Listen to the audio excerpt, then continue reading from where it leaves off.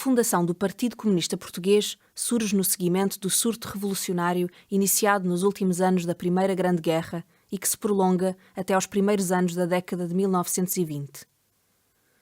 A Revolução Socialista de Outubro na Rússia inspira em todo o mundo o desenvolvimento de uma nova doutrina, acolhida em Portugal por um movimento operário numericamente modesto, mas com uma forte capacidade de mobilização, dominado por sindicalistas revolucionários e anarcossindicalistas. Aos entusiastas da tomada do poder pelo proletariado dirigido por um partido disciplinado, defendida e praticada pelos bolcheviques russos, opõem-se os defensores intransigentes da imediata destruição do Estado. Com o objetivo de difundir as novas teses, em 1919 é fundada a Federação Maximalista Portuguesa, no seio do movimento sindical. O seu jornal, A Bandeira Vermelha, atinge tiragens de 5.000 exemplares e os núcleos estendem-se por 50 localidades. Ao fomentar o debate sobre o comunismo e a experiência revolucionária mundial, sobretudo a soviética, a Federação preparou as condições e os quadros para a criação do PCP, na qual estiveram envolvidos vários dos seus membros. A partir de novembro de 1920, têm lugar reuniões em sedes de sindicatos para preparar a constituição do novo partido. A 20 do mês seguinte, na Associação dos Caixeiros em Lisboa, é designada uma comissão para a constituição do Partido Comunista Português, que, em janeiro de 1921, elabora as suas bases orgânicas. A criação do PCP é finalmente consumada a 6 de março de 1921, numa assembleia realizada na sede da Associação dos Empregados de Escritório, que elege os primeiros órgãos dirigentes.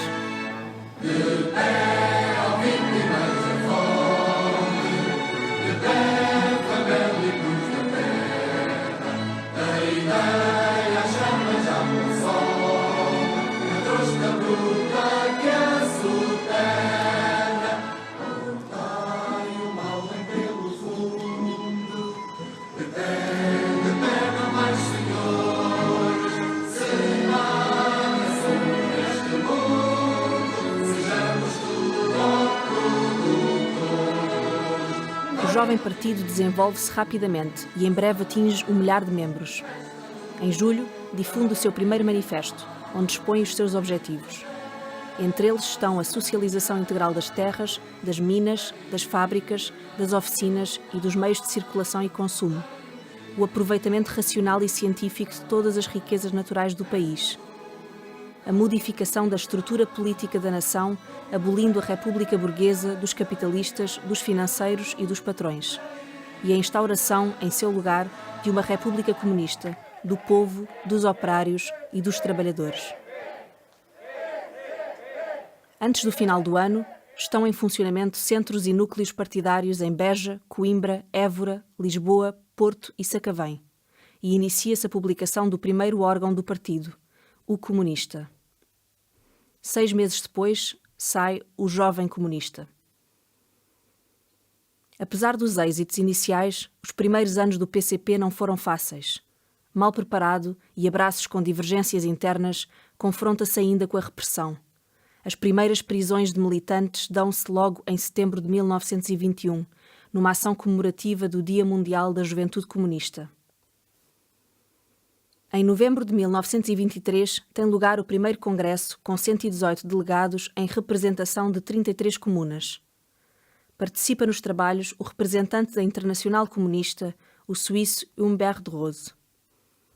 O congresso exige a extensão da jornada de 8 horas aos campos, defende a igualdade salarial entre homens e mulheres e saúda os militantes comunistas e sindicalistas presos. Desde cedo que o PCP alerta para a tentativa das forças mais conservadoras da sociedade de tomarem de assalto a República.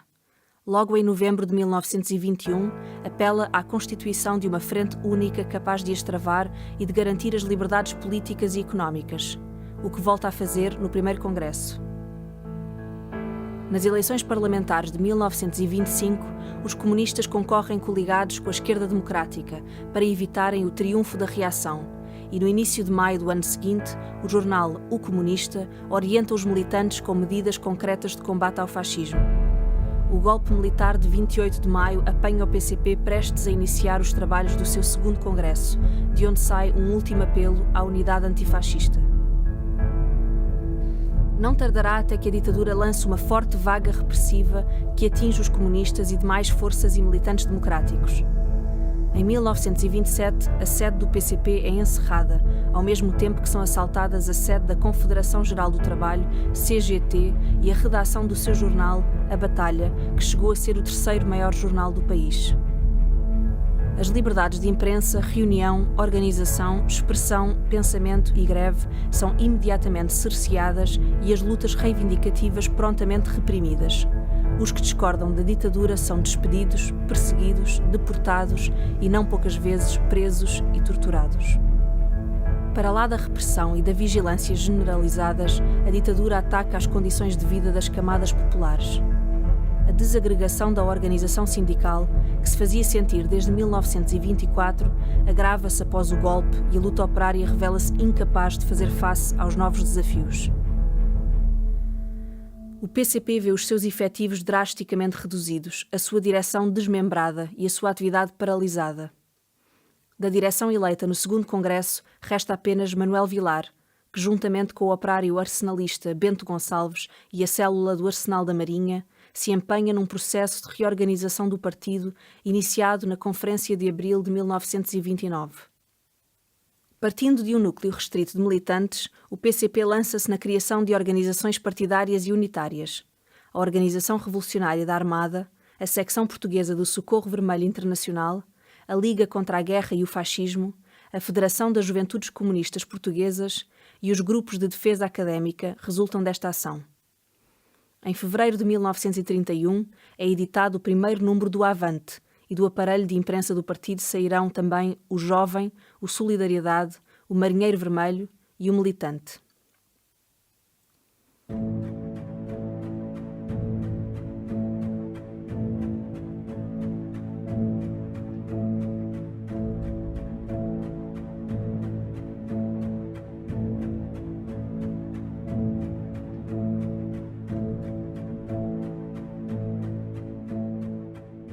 Do esforço para reerguer o Partido Comunista nas duras condições da clandestinidade, emerge a figura de Bento Gonçalves, que assume as funções de secretário-geral entre 1929 e a sua morte no campo de concentração do Tarrafal, em setembro de 1942. Natural de uma família camponesa de Montalegre, cedo se torna operário e sindicalista.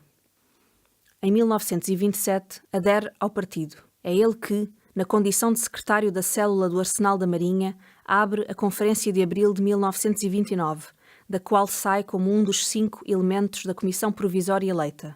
Designado secretário-geral pouco depois, imprime ao PCP uma orientação leninista. Preso e deportado em 1930, regressa ao país em 1932, iniciando no ano seguinte a vida clandestina. Em 1935, representa o PCP no histórico 7º Congresso da Internacional Comunista, em Moscovo, onde apresenta um relatório. A aplicação da tática da frente única deve ser, no momento presente, a base de toda a atividade do nosso partido. É somente sobre a base da luta pelas reivindicações imediatas da classe operária e de todas as massas trabalhadoras, da resistência à ofensiva do capital, da luta pelos direitos e liberdades democráticas, que devemos, na nossa atividade, realizar a tática da frente única. Esta tática é a única justa contra a ofensiva capitalista e para a ofensiva das massas contra o fascismo e para o derrubamento do sistema capitalista. A aplicação das novas orientações, porém, terá de esperar, pois Bento Gonçalves é preso pouco depois de reentrar no país. Deportado para a Angra do Heroísmo em janeiro de 1936, defende-se. O Tribunal vai ditar uma sentença. Que faça o Tribunal o que entender. Quanto a mim, mantenho-me nesta convicção. A terra gira. Em outubro, o secretário-geral está no primeiro grupo de prisioneiros enviado para o campo da morte lenta, o Tarrafal, de onde não sairá vivo. A ameaça do primeiro diretor do campo, Manuel dos Reis, não era vã. Quem vem para o Tarrafal, vem para morrer.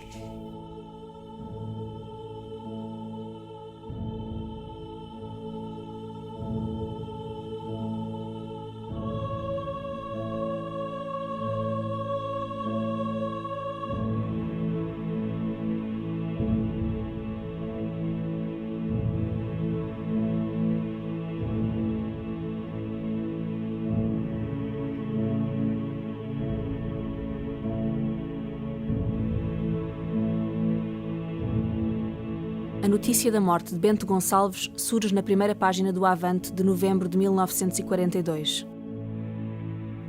Não foi uma biliosa que matou Bento Gonçalves, como não foi a doença que matou muitos outros lutadores antifascistas que morreram já no Tarrafal. Foi o governo fascista que matou Bento Gonçalves. Ele era o dirigente político incontestável do nosso partido e a figura mais prestigiada de todo o movimento antifascista. O nome de Bento Gonçalves evoca logo as mais belas qualidades de herói filho do povo. Inteligência esclarecida, dedicação sem limites à causa dos trabalhadores, modéstia, honestidade. Por ação do PCP, realiza-se um amplo processo de reorganização sindical. A organização, logo em 1930, do Congresso da Federação Nacional da Indústria dos Transportes, agregando cerca de 40 sindicatos, é um dos resultados mais relevantes desta ação. Da luta em defesa da jornada laboral de 8 horas surge a Comissão Intersindical, CIS, com forte influência comunista, e o seu jornal, O Proletário. Entre as primeiras lutas reivindicativas em ditadura, destacam-se as greves dos operários da construção civil e naval, dos marítimos, dos portuários, dos fragateiros e também dos estudantes, na qual sobressai desde logo um jovem aluno de Direito, de nome Álvaro Cunhal. O 1º de maio de 1931 em Lisboa e no Porto e a jornada de 29 de fevereiro de 1932 contra a redução de 1% dos salários atingem grandes proporções e são alvo de violência policial. Ao mesmo tempo que o Partido Comunista se reorganiza, avança a fascização do Estado, tomando como modelos o fascismo de Mussolini e, mais tarde, o nazismo de Hitler. Em 1932 é constituída a Polícia de Vigilância e Defesa do Estado, PVDE, e no ano seguinte é proclamada a Constituição Fascista. Em 1936 surgem a Legião e a Mocidade Portuguesas e abre o campo de concentração do Tarrafal. Em setembro de 1933, o Estatuto do Trabalho Nacional, semelhante à Carta del Lavoro de Mussolini, extingue os sindicatos livres e impõe um modelo corporativo, submetendo os sindicatos ao Estado e proibindo a greve. Contra a fascização dos sindicatos, é convocada a greve geral insurrecional de 18 de janeiro de 1934, que mobiliza as diferentes tendências no seio do movimento. A Comissão Intersindical, de influência comunista, participa numa alargada coligação que integra também a Confederação Geral do Trabalho, anarco-sindicalista, a Federação das Associações Operárias, de orientação socialista e os sindicatos autónomos. Em vários pontos do país, verificam-se greves, manifestações, sabotagens e confrontos com as forças repressivas. Na Marinha Grande, onde o PCP tem forte organização, a ação assume um caráter verdadeiramente insurrecional. Durante algumas horas, a bandeira vermelha ondula na Vila Vidreira, onde é proclamado o soviete. De madrugada, os revolucionários ocupam os espaços do Conselho, os telégrafos e o quartel da GNR. A resposta é violenta. Unidades militares seguem para a Marinha Grande com artilharia, cavalaria, infantaria e aviação. A resistência operária é quebrada. Muitos são presos, outros conseguem escapar. 2 participantes no movimento revolucionário na Marinha Grande, Augusto Costa e António Guerra, são mais tarde assassinados no Tarrafal. Após o 25 de Abril, na sua primeira visita à Vila Vidreira, em janeiro de 1975, Álvaro Cunhal afirma: Marinha Grande é um nome escrito a ouro na história do movimento operário português. Melhor se pode dizer, escrito com lágrimas e sangue, porque a luta dos trabalhadores da Marinha Grande, ao longo de 50 anos de fascismo, foi pago com pesadas perdas, com perseguições, torturas, prisões, com o assassínio e a deportação em massa de muitos dos seus melhores filhos. As tradições de luta do proletariado da Marinha Grande são inseparáveis da atividade dos comunistas. A vitória da Frente Popular em Espanha, a sublevação dos militares fascistas e a guerra que se seguiu, na qual participaram abertamente tropas alemãs e italianas, constituíram desde agosto de 1936 temas prioritários da ação do PCP, que alertou para os riscos que uma vitória dos revoltosos teria não só em Espanha, como em Portugal. Numa resolução do Secretariado emitida em fevereiro de 1937, afirma-se: Uma vitória do fascismo internacional em Espanha consolidaria a posição do fascismo português e logo reforçaria a ofensiva do capital sobre as classes trabalhadoras. A vitória da República Espanhola representa, pelo contrário, uma machadada dura no fascismo internacional e um triunfo enorme para o movimento da Frente Popular em todo o mundo. Os comunistas portugueses entendiam a luta contra o salazarismo e o apoio ao povo espanhol como duas frentes de um combate comum. Para além da agitação e propaganda constantes, desenvolvem uma intensa ação em favor da República Espanhola. Vários militantes participam em combates ao lado das forças republicanas e antifascistas. A 8 de setembro de 1936, ao apelo da Organização Revolucionária da Armada, ligada ao PCP, revoltam-se os marinheiros do Afonso de Albuquerque, Bartolomeu Dias e Dão. Na sua origem está a repressão desencadeada pela ditadura contra a influência do partido na Marinha, expressa em expulsões, transferências compulsivas e prisões. Porém, ainda os navios não tinham ultrapassado a Barra do Tejo e já a revolta era dominada pelas forças da ditadura, que bombardeiam os 3 navios a partir das 2 margens do Tejo. Morrem 12 marinheiros nos bombardeamentos e mais de 200 são presos. Destes, 5 não voltariam vivos do Tarrafal. Apesar das lutas que inspirou e da intensa atividade que desenvolveu, o PCP atravessa um período difícil na segunda metade da década de 30. A repressão desfere-lhe golpes profundos. À prisão de Bento Gonçalves sucedem-se as de vários outros dirigentes. Em 1938, muitos dos principais quadros do PCP encontram-se presos, a publicação do Avante é interrompida e a atividade do partido praticamente paralisa. Consolidado no poder e vendo os seus aliados italianos e alemães a dominar quase toda a Europa, o fascismo concede uma amnistia a vários presos políticos, entre os quais Álvaro Cunhal, Melitão Ribeiro, Sérgio Vilarigues, Pires Jorge, José Gregório, Pedro Soares, Manuel Guedes e Júlio Fogaça. Estes militantes, uma vez em liberdade, iniciam o processo que ficará conhecido como a Reorganização de 1940-41. Para Sérgio Vilarigues, a situação do partido antes da reorganização resumia-se no facto de que ninguém acreditava nele. Todos os dirigentes do partido que estavam presos não tinham confiança nos dirigentes que estavam em liberdade, porque as prisões sucediam-se, as tipografias caíam nas mãos da polícia. Entre os objetivos centrais dos reorganizadores estão a defesa do partido, o alargamento da organização e a reedição do Avante. É implementada uma rigorosa clandestinidade e criada uma densa rede de casas e tipografias clandestinas. Os funcionários do partido são sujeitos a duras provas e intervêm em difíceis condições. Em 2001, António Dias Lourenço, também ele um ativo participante na reorganização, guardava vivas memórias desses tempos. Em 1941, fui para o Alentejo. Deram mais o Algarve, Gouveia e a Covilhã. De bicicleta. Eu era o único ciclista que fazia isto tudo. Tínhamos de fazer longos percursos.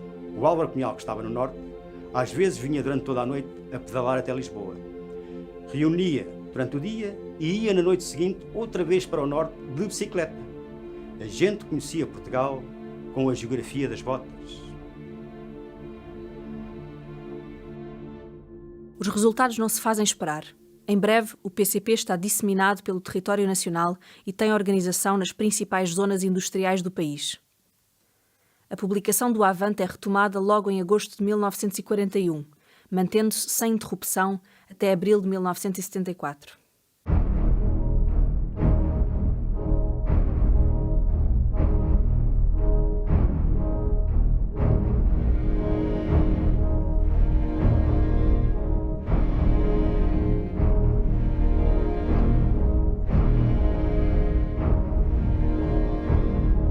A ilegalidade imposta pela ditadura não deixou ao PCP outra alternativa que não a luta clandestina.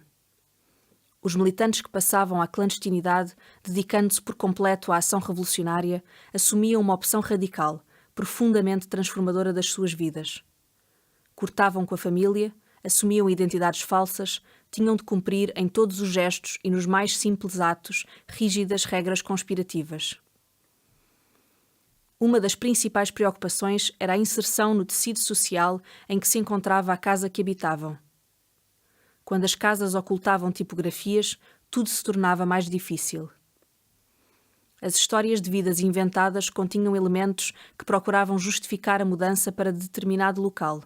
A rotina diária, as ausências, as visitas. Tínhamos que estar alerta para saber, perguntar, arranjar uma maneira de falar com as pessoas para não saberem o que é que a gente queria. E muitas vezes aconteceu. Houve uma vez, acho que eu entrei numa casa, no mesmo dia que entrei numa casa, entrou um casal da PIDE. Ele era da PIDE, era mesmo. E eu falando com a mulher dele, e porque eu achava muito esquisitos os horários dele e não sei o quê. E eu falei com a mulher dele e ela, olha, o meu marido é da polícia do Estado, não sei se a senhora sabe e tal. Pensei. Fui para casa e fui logo dizer o que era. A seguir, quando eu contei isto e disse isto que estava ali, o camarada foi-se logo embora. Fiquei eu a tapar, a ver se. Depois eu vou já 2 ou 3 dias, e foi quando ela teve essa. O seu marido não, o seu marido não está cá, o seu marido não. E assim. Não, o meu marido, como eu já disse à senhora, o meu marido tem trabalho fora. Portanto, não está, só vem de vez em quando porque tem trabalho fora. E nós temos que. Pronto, está bem. Nessa altura já tinha o meu Zé. E eu digo assim, bom, lá andei calmamente a arranjar as coisas e os camaradas. E depois, a certa altura, fui-me embora, assim. Deixei tudo sem grandes explicações? Sem grandes explicações, deixei tudo em casa, e fui-me embora. E depois os camaradas, mais tarde, já bastante mais tarde, mas eu tive que me ir embora porque ela disse, o meu marido é da polícia, a polícia política, não sei se a senhora... E a senhora que sabia muito bem. Neste esforço de passar despercebido, as mulheres assumem um papel determinante. Era a elas que cabia no fundamental a defesa das casas clandestinas, a manutenção da normalidade possível, a construção de relações de confiança com a vizinhança. Por elas passava ainda, em grande medida, a avaliação dos riscos de vigilância policial. O domínio de códigos, senhas e vias de comunicação alternativas faziam parte das regras conspirativas que todos os clandestinos tinham de seguir. No que respeita às casas, a eventual presença de um perigo era sinalizada através de pedras, da posição dos cortinados ou da colocação de pequenos objetos perto da porta ou das janelas. Sofia Ferreira, que esteve vários anos na clandestinidade, recorda. Não entrávamos em casa sem saber se estava tudo em ordem. Ou o camarada ou a camarada vinha ao meu encontro, ou ia lá pôr um sinalzinho num sítio qualquer, num sítio lá escondido que a gente combinava. Eu ia lá, via o sinalzinho e já sabia que podia entrar. Não eram só os riscos de se ser preso que tornava difícil a vida clandestina. Em 1965, referindo-se às tipografias, o dirigente do PCP, Joaquim Gomes, questionava: Quem pode imaginar quantas dificuldades é necessário vencer para montar, aumentar e manter uma tipografia nas condições de clandestinidade? Quem pode imaginar quantos olhos e nervos têm sido gastos em dias e noites seguidas a juntar letras que nem sempre a escola ajudou a conhecer? Particularmente dura era a separação dos filhos, habitual a partir de uma certa idade. Como lembra Sérgio Vilarigues, tínhamos de mandar os nossos filhos para a escola com o coração a sangrar, porque eram perigosos, falavam muito. A partir daí, encontros são organizados pela direção do partido. Eu passei por quase todas as prisões existentes no país e, apesar dos trabalhos forçados e das febres, foi para mim muito mais duro os 32 anos seguidos de clandestinidade. O partido reorganizado mostra-se capaz de dirigir grandes lutas operárias, num momento marcado pelo agravamento das condições de vida das classes populares. Ainda em 1941, há greves na Covilhã e lutas estudantis e no ano seguinte protestos camponeses contra o envio de géneros para a Alemanha e uma grande vaga de greves em Lisboa e arredores. Em julho e agosto de 1943, o movimento grevista atinge grandes proporções. 50.000 trabalhadores, a quase totalidade dos operários de Lisboa e da Margem Sul, participam no movimento, em que as células do PCP desempenham um papel central. No início de maio de 1944, o secretariado do Comitê Central do PCP lança um comunicado apelando à greve por pão e géneros. Heroicos trabalhadores da região de Lisboa, à greve! Na manhã do dia 8, apresentai as vossas reivindicações ao patronato, paralisai o trabalho. Em seguida, fazei manifestações de rua pelo pão e géneros. Trabalhadores do campo, na manhã do dia 8, tocai os sinos a rebate, parai o trabalho, juntai-vos todos, marchai sobre as vilas em grandes marchas de fome. Dezenas de milhares de operários e camponeses da região de Lisboa e Baixo Ribatejo participam no protesto.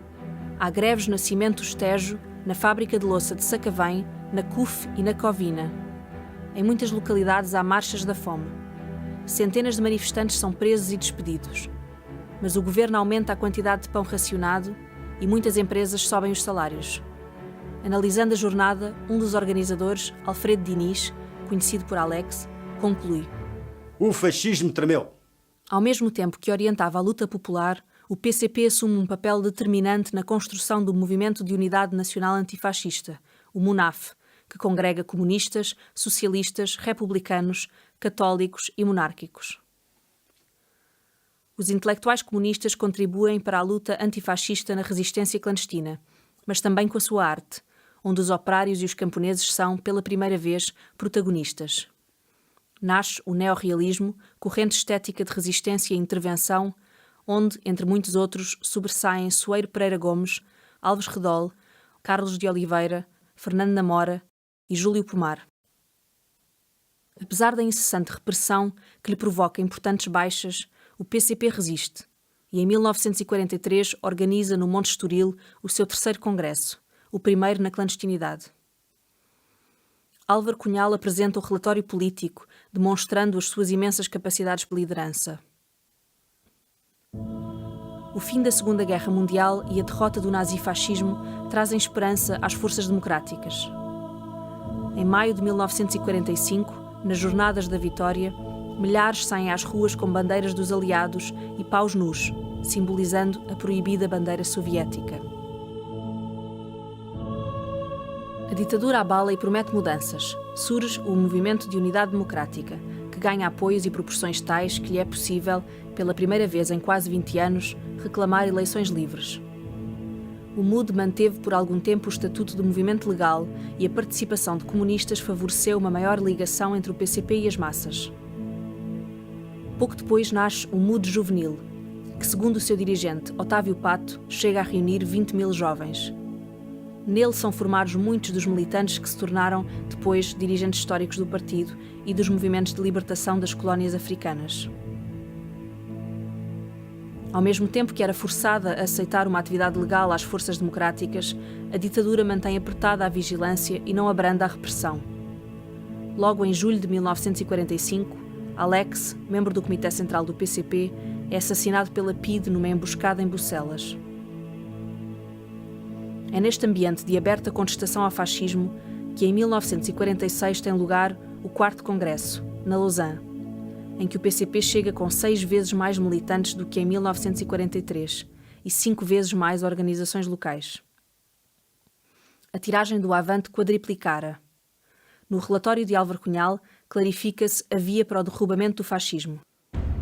Uma vez que o governo fascista se agarra desesperadamente ao poder, uma vez que responde pela violência às mais modestas reclamações populares, uma vez que não dá qualquer possibilidade ao povo português de escolher livremente o seu destino, uma vez que qualquer saída pacífica para a democracia é prejudicada e impedida pelo governo fascista, só resta uma saída ao povo português: o levantamento em massa contra o domínio fascista, a insurreição nacional.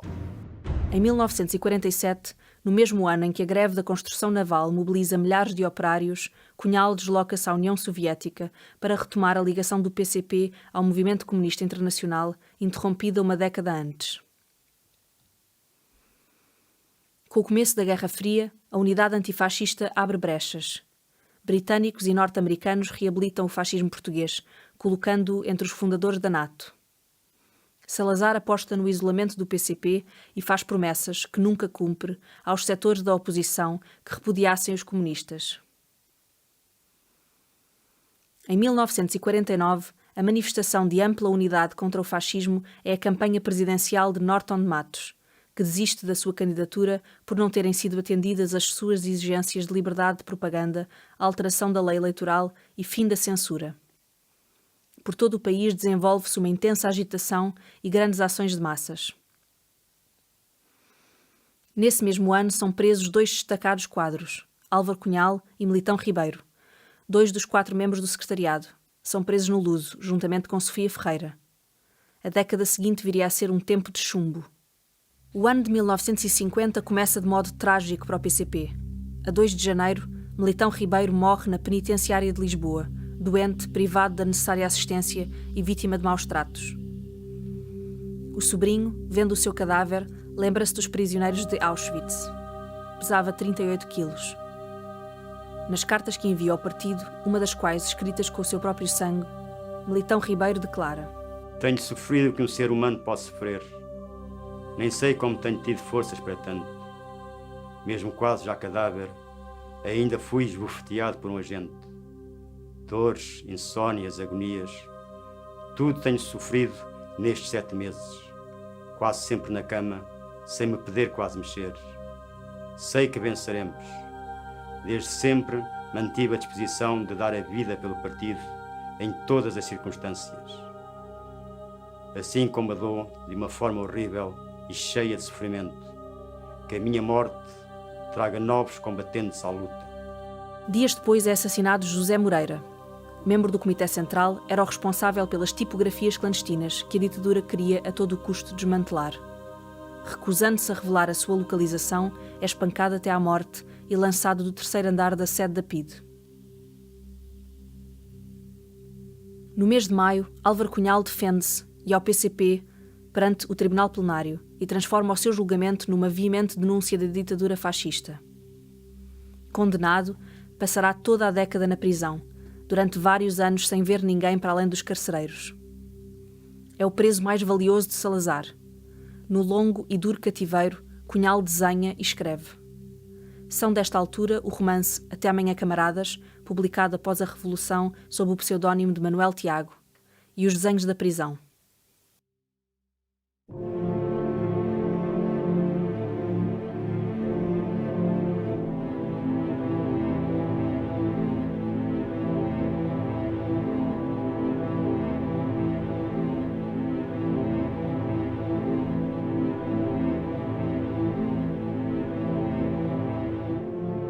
Principal força de oposição ao fascismo, o PCP é o alvo privilegiado da repressão, que é constante e generalizada. São comunistas a maioria dos presos, os que cumprem as mais longas penas e sofrem as mais duras torturas. Quando presos, são sujeitos a violências constantes, a tortura da estátua e do sono, os espancamentos, os castigos e os trabalhos forçados, os longos períodos de isolamento. A alimentação deficiente e a falta de assistência médica também fazem vítimas, e não poucos foram pura e simplesmente abatidos a tiro. Mas é a resistência e não o sofrimento que marca a relação dos comunistas com as forças repressivas. São muitos os que, face às mais violentas torturas, se recusam a prestar declarações, pagando alguns tal ousadia com a vida. A brochura Se Fores Preso, Camarada, orienta a postura dos comunistas face à polícia. Se fores preso, camarada, recairá sobre ti uma grande responsabilidade. Terás de continuar defendendo o teu partido, os teus camaradas, o teu ideal, mas em condições muito diferentes, pois que te encontrarás isolado nas mãos do inimigo, sujeito aos seus insultos e às suas violências. Na prisão, há quem aprenda a ler e a escrever, estude matemática ou línguas estrangeiras, matérias lecionadas por outros prisioneiros. As contribuições familiares são reunidas num fundo único e distribuídas de modo igualitário. Iludem a vigilância e editam os seus próprios jornais. Rejeitam maus tratos e lutam por condições dignas. Muitos evadem-se para continuar a resistência no exterior. Todas as fugas, e foram várias, revelam coragem, criatividade e organização. Apesar das condições adversas, não cessam as lutas e a ação do movimento antifascista. Desfeito o MUNAF e ilegalizado o MUD, o PCP empenha-se na criação do Movimento Nacional Democrático, politicamente mais restrito, e na continuidade do MUD juvenil. Num período histórico marcado pela tensão nuclear, inspira ainda a criação do Movimento Nacional de Defesa da Paz, que se manifesta pela proibição da arma atómica e contra a participação de Portugal na NATO. As lutas sociais prosseguem nos anos 50, protagonizadas sobretudo pelas massas rurais do Alentejo, que reivindicam melhores salários e condições de vida. Nesta luta, as mulheres assumem um papel determinante. Em maio de 1954, no decorrer de um protesto por aumentos salariais, a jovem comunista Catarina Eufémia é assassinada a tiro pela GNR, tornando-se um símbolo da luta do proletariado agrícola contra o latifúndio. Chamava-se Catarina, o Alentejo a viu nascer.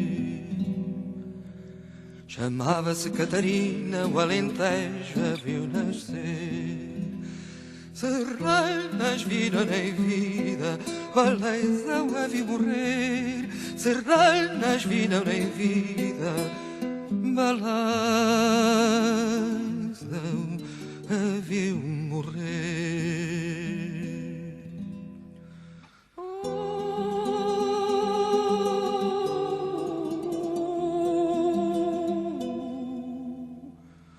Balaizão a viu morrer.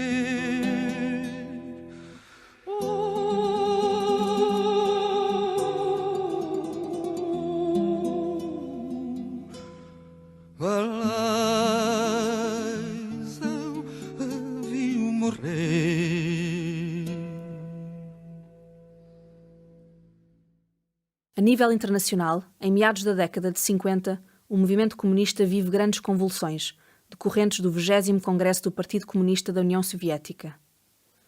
No PCP, a principal consequência é a consagração, no 5º Congresso, no ano seguinte, da tese da solução pacífica para o problema político português, que retoma e desenvolve a política de transição derrotada no Congresso anterior.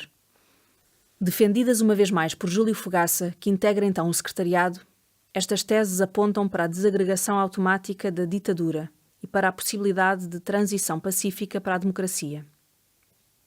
Nos anos 60, após uma ampla discussão no partido, a solução pacífica será considerada um desvio de direita e afastada. O 5º Congresso destaca-se também por ter consagrado, inequivocamente, o direito dos povos das então colónias portuguesas à imediata e completa independência.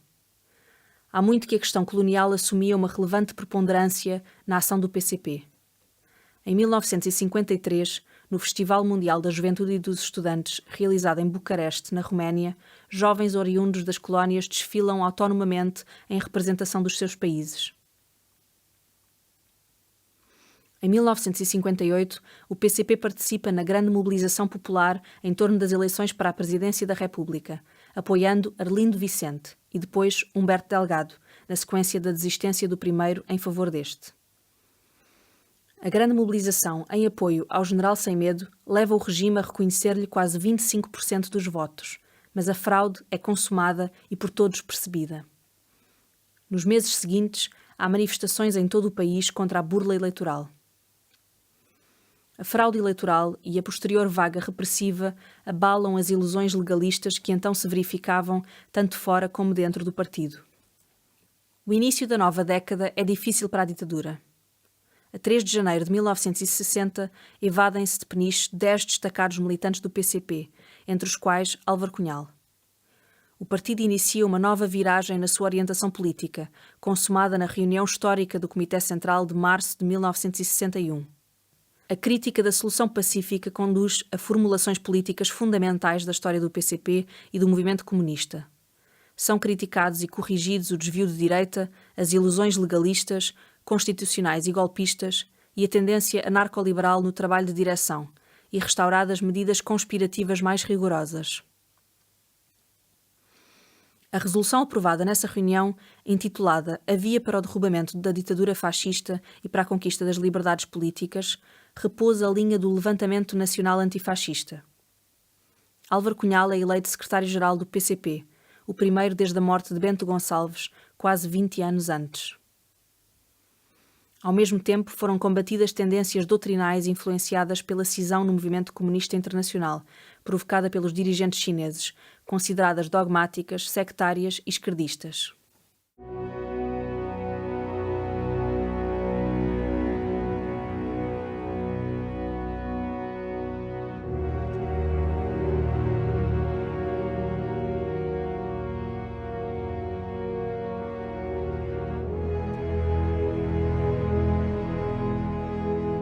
Filho adotivo do proletariado, como um dia se designou, Álvaro Cunhal foi um destacado dirigente do PCP e o seu principal teórico. Abraça, ainda jovem, o ideal e o projeto comunistas, enquanto estudante de Direito, e rapidamente se torna dirigente das Juventudes Comunistas. Está preso quando apresenta a sua tese de licenciatura sobre a despenalização do aborto. Participante ativo da reorganização de 1940-41, ascende ao secretariado em 1942. Apresenta os principais relatórios ao 3º, 4º e 6º congressos do partido. Escreve importantes obras teóricas: O Rumo à Vitória, A Revolução Portuguesa, o Passado e o Futuro, O Partido com Paredes de Vidro. Preso várias vezes, passa 12 anos encarcerado, muitos dos quais totalmente isolado. Nesse tempo, aproveita para estudar, escrever e pintar.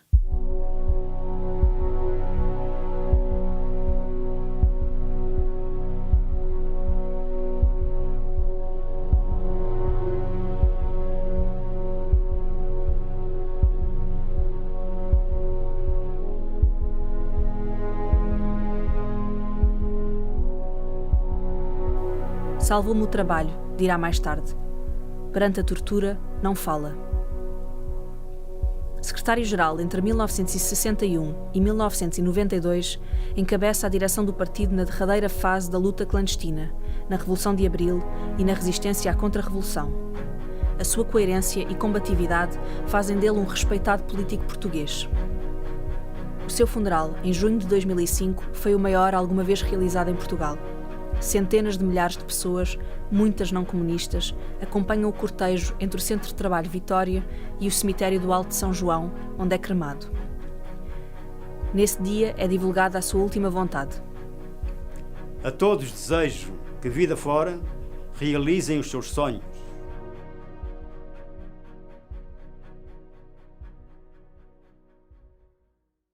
A renovada força organizativa do principal opositor do Estado Novo não foi o único problema da ditadura no virar da década. O desvio do navio Santa Maria e a revolta de Beja revelam fissuras crescentes. Mas é a partir de 4 de fevereiro de 1961 que o fascismo português entra numa nova fase, para si dramática. Em resposta à repressão sobre trabalhadores angolanos, o Movimento Popular para a Libertação de Angola, MPLA, ataca uma prisão em Luanda. A reação da ditadura é a guerra colonial, que em breve se trava em 3 frentes, para além de Angola, também na Guiné e em Moçambique. Crescentemente acossado, o regime reage como sabe. No fim do ano, José Dias Coelho é assassinado pela PIDE numa rua de Alcântara, em Lisboa, que hoje tem o seu nome. Reconhecido artista plástico, era há muito funcionário do PCP, primeiro na falsificação de documentos e na produção de gravuras para a imprensa clandestina, depois assegurando a ligação aos intelectuais. A morte saiu à rua num dia assim, naquele lugar sem nome para qualquer fim. Uma gota rubra sobre a calçada cai, e um rio de sangue de um peito aberto sai.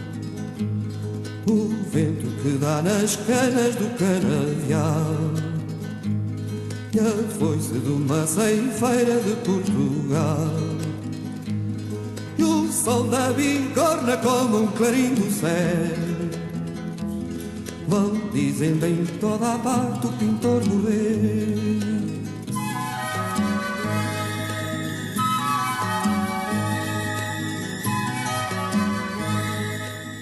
Em Em 1962, a luta de massas atinge um ponto extraordinariamente alto. No Alentejo, os operários agrícolas conquistam a jornada de 8 horas, na sequência de um amplo trabalho organizativo do PCP. Domingo, todos para a praça. E todos pedimos as 8 horas aos patrões. Se eles não as derem, a gente não vai trabalhar. E assim foi. E então, chegou-se o dia domingo, nós mulheres tínhamos as coisinhas para fazer, e às 6 da tarde é que podíamos ir para a praça de Jorna. Pois ali era até à meia-noite, com os gaiatinhos, com os filhos aqui ao colo, outras vezes ali sentadinhos no chão, e ali a puxar, mas eles não. Não, isso é que a gente não dá, isso é que a gente não dá. E ali tivemos a teimar até à meia-noite. Ninguém as deu. Ninguém as deu. No meio da malta, uns por uns, falámos. Eles não as deram.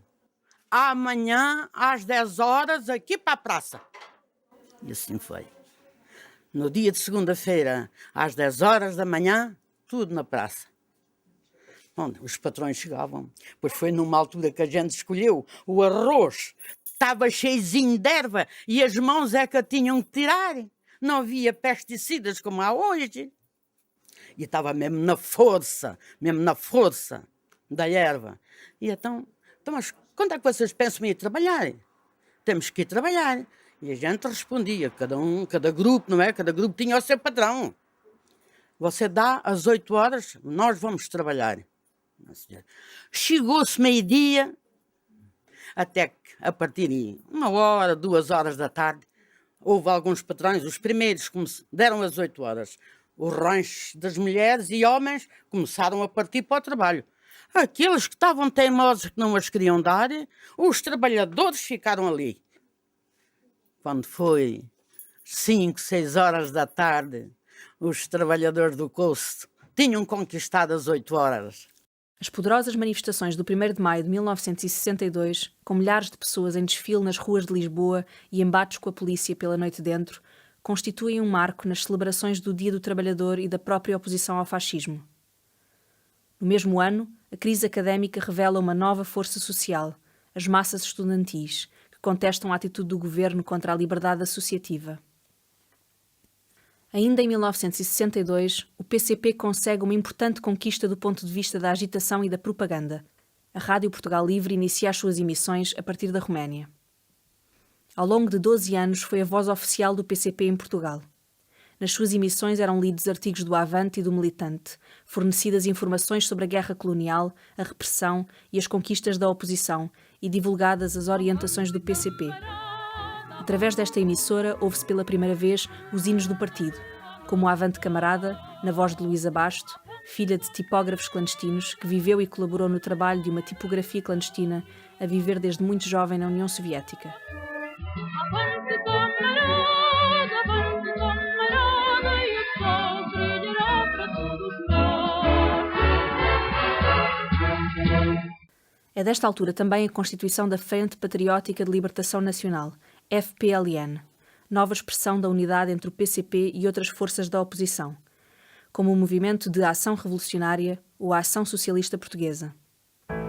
Paralelamente, surgem no interior do partido tendências de cariz esquerdista, encabeçadas por Francisco Martins Rodrigues, um dos 10 fugitivos de Peniche, que estarão na base da criação do Comitê Marxista-Leninista Português e da Frente de Ação Popular. Em 1965, o PCP realiza em Kiev, na então União Soviética, o seu 6º congresso, o último na clandestinidade. A estratégia e a tática aprovadas culminam e confirmam o processo de elaboração teórica iniciado após a fuga de Peniche e desenvolvido na obra de Álvaro Cunhal, Rumo à Vitória.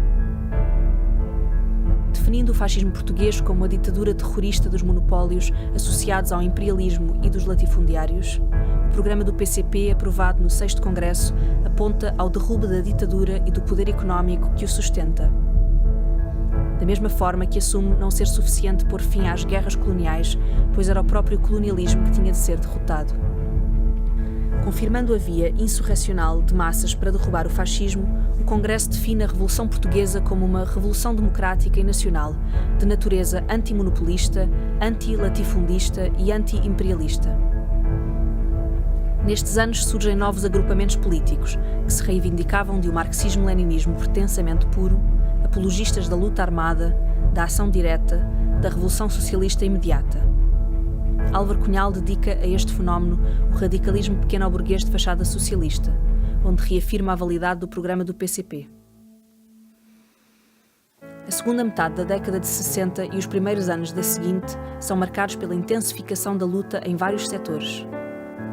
São desta altura a greve da mala na Carris, a greve dos pescadores de Matosinhos, as lutas dos ferroviários, as greves na TAP, na Lisnave, na CUF.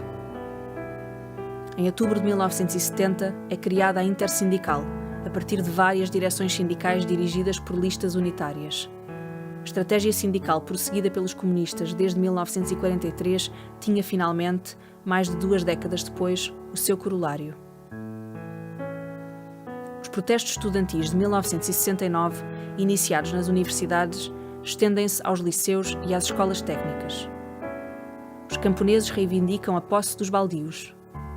A oposição à guerra colonial alarga-se e expressa-se de modo aberto, o que, aliado às sucessivas derrotas no campo de batalha, provoca fissuras no seio das próprias Forças Armadas.